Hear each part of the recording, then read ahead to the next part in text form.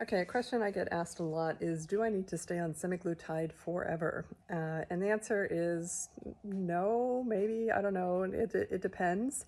It depends on whether or not you've been able to fix the underlying issue of why you gained weight in the first place and you're on the semaglutide, right? So that has to be resolved. If you're taking semaglutide and you do nothing different, then if you go off of it, it's logical to assume that you're just going to gain the weight back because you didn't do anything different to achieve the state that you're in.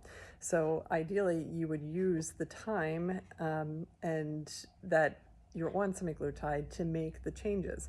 So the question really becomes not, do I need to stay on semaglutide forever? The question is, why did I gain the weight in the first place?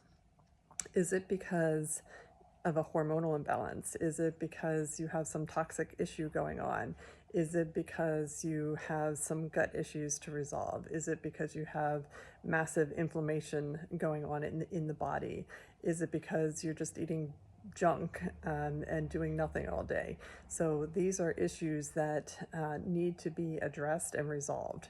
So the nice thing about semaglutide is you take it and yes, the weight falls off. It's wonderful. It's easy, but it's not enough. It's not enough to sustain. So you can certainly stay on the semaglutide, and that can become very expensive, especially if you have to keep going up on the dose and the dose price goes up.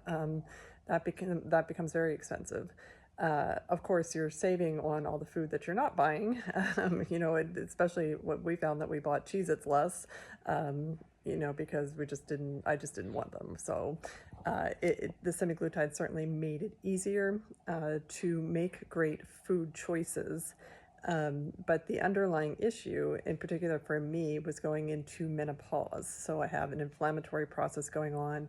My hormone levels were low, so thyroid, testosterone. I needed to jumpstart the metabolism to get things moving.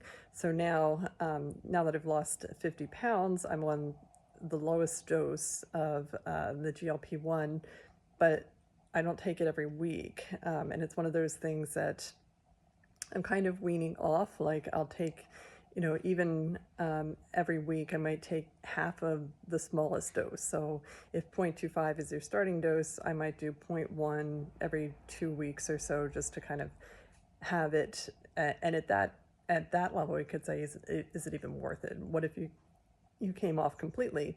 And it's something you can test. So if the underlying issue is resolved, yeah, so you can start coming off of it slowly and making sure that you're not gaining weight, and have a threshold. You're going to vacillate with weight. So maybe it's 5 pounds that you're willing to fluctuate, right? So every day, I wouldn't weigh yourself every day, but you'll notice if you start gaining more than 5 pounds. So fluctuating between 5 pounds is pretty normal. So the basic premise here is that you want to resolve the underlying issue. So you have to explore and figure out why you gained weight in the first place. I mean, you could have PCOS, it could be stress related. Maybe you went through a really stressful transitional time, and now that that is over, you can get your body back to where it was. Or maybe you just have like out of control cortisol, maybe it is menopause, maybe it is hypothyroidism, which is really rampant.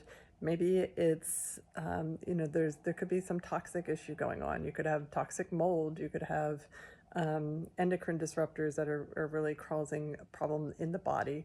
And maybe it's just food choices. So a lot of it is, understanding that most of the food that we have in a box has a lot of chemicals in it that are causing issues inside the body. So really getting up on what's in your food, and even looking at things like you wouldn't think would have an impact, but cosmetic, hair products, all of that kind of stuff, because they have different parabens, phthalates, and those can be endocrine disruptors. And the endocrine disruptors displace normal hormones from the receptors, which can cause weight issues. So a lot of things, unfortunately, to think about and explore. So do you need to be on semaglutide forever? The answer is yes and or no. So yes, if you're not going to make any changes. No, if you are going to explore the underlying issue that caused the weight gain in the first place and resolve it. In that case, you'll get back to the weight that you want to be at, and then you can slowly wean off and remove completely the semaglutide.